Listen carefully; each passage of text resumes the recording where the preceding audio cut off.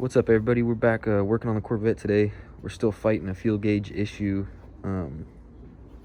It's been having this issue for quite some time now, but the driver tank has a drop-in Racetronics 450 module. In the driver's side, when I pulled that tank, the sending unit was just burnt up, so I thought that was my issue. Replaced the sending unit, got the tanks back in. Worked for like a week and then went out again, so gotta pull it back out, and thinking it's the transfer pump. I actually got fed up and I dropped it off to a good mechanic, and he pulled up the computer and got to voltages in each of the tank for the transfer pumps, and he noticed that the passenger tank reads less voltage than the driver tank. So we're gonna pull the tank, see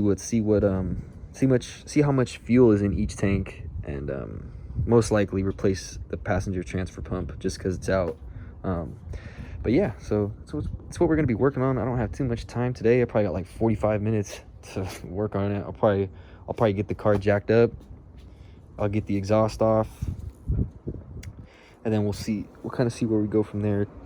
I think it's like 2:30, and I gotta leave my house by like 3:15. So not too much time today, but I want to get at least the car in the air and maybe the mufflers off. So we're gonna work on that right now. All right, probably been 30 minutes. All we really got was the car jacked up and got the exhaust off, and then I kind of started messing with the crossover line, but I didn't really get too far. But yeah, I gotta go to school right now. Probably not gonna be home till like 8 o'clock, so I don't think I'm gonna work on it tonight, but I'll probably get these out. Probably get them out tomorrow, or hopefully. Nah, we'll get them out. But yeah, that's all we really got to for today. Yeah, we'll pick this video back up either later tonight or sometime tomorrow after work. So yeah, that's it. All right, what's up, everybody? We're back at it. It's the next day. It's 3:30 in the afternoon, and we're gonna continuing getting these tanks out.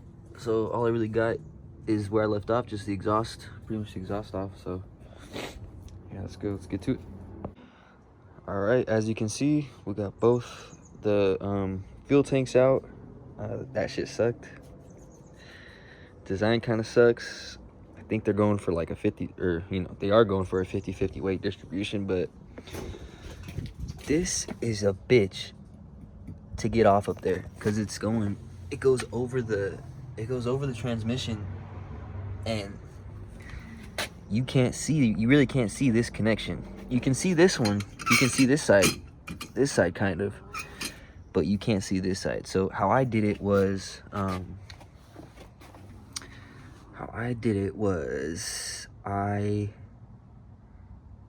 how did I do it? What the hell? I dropped both of them slightly so I can get to the top of this fuel pump, because you got to disconnect. You just got to disconnect the harness and the lines right there. And this one, you got to disconnect this. You can disconnect it here, or you can disconnect it over there. But yeah, so I lowered them both slightly. I'll show you guys the access door. This is the access door you use to get to the driver tank, or sorry, the passenger tank. This is the access door you use to get to the passenger tank, and this is where you get all your lines. I had to disconnect this one to get it out the way. But so yeah, lowered it a little bit, got to the top, started working with this side of the crossover tube. I got this crossover tube out. This tank dropped down. So once I got the passenger tank out, or let me get a bit better angle. I came right here, and from this angle, right in this area, is where I got this side of the crossover tube off, and then this is your little access panel you'll use. This is my Racetronics hot wire kit for my 450 or Racetronics 450 pump. But this is the panel you use to get this harness out, get your filler neck, get this line out, and then yeah, it'll just it'll drop out. These suck, they get stuck, you'll probably break them. Just make sure you got your O-rings in those. O-rings there, yellow and green. But yeah, so that took about, I don't know, hour and a half, 2 hours, I think, altogether. It sucks.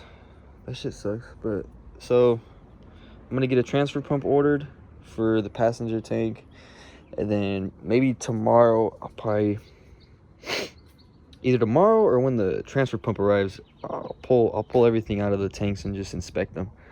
Inspect this one, make sure everything's good in that tank. Inspect this side, make sure everything's good in that tank. Look through the crossover tube, make sure the crossover tube's clean and no kinks or, you know, no bends, no nothing. So yeah, I'll get to that either tomorrow or Saturday. It's Thursday today, so I'll get to that Friday or Saturday, if not for sure this weekend. So yeah, I'm gonna you know, pause this video right here, and then I'll pick it up next time we come back here and mess around with these two tanks. So what's up, everybody? We're back here with the C6 Corvette. I'm picking up this video regarding my fuel gauge issue. I think the last clip I had recorded was taking the tanks out, and that was probably close to 2 months ago. But tanks are back in, everything's, you know, hooked up and good, and been driving it around. Went through a couple tanks, and the fuel gauge is still working. So yeah, I'm just picking up this video to let you guys know what it actually was, because let's see, what did I replace? Replaced driver side module, passenger side module. I replaced the dash, thinking it was the dash, and yeah, nothing worked. Then I had a mechanic, he rewired both fuel pumps, both of the modules, back to the PCM, the signal wire, and sure as shit, it's been working ever since. No hiccups, no nothing. So yeah, stupid, I went through everything. I think I replaced all components pretty much, and it ended up being a wire, probably a trued up wire, or, you know, something messed up that wire and was not getting the fuel gauge. So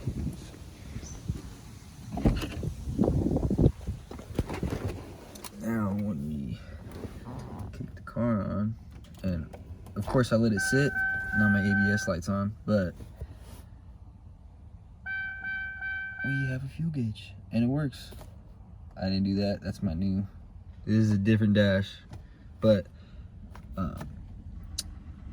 yeah, fuel gauge is working, service active handling, service traction, service anti-lock. Yep, we got a fucking Christmas tree.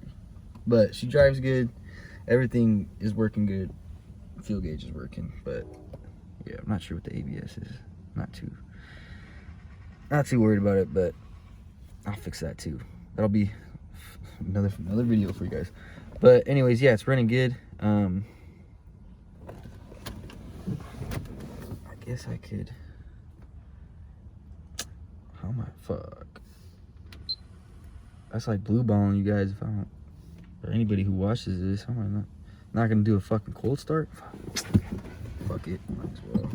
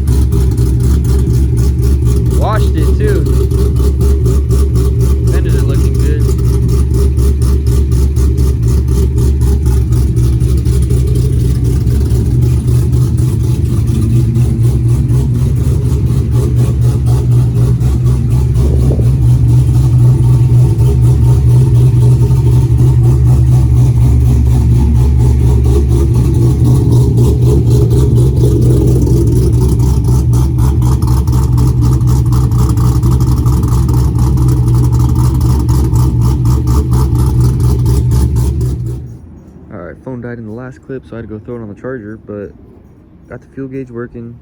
Car's running good aside from the ABS light. But yeah, to end this video, I hope this information helped somebody out that's possibly running into the same issue that I had. I do have another video about when I broke the transmission and I had to tear all that out and get that replaced, so got that coming soon. Yeah, gonna end this video right here. Thank you.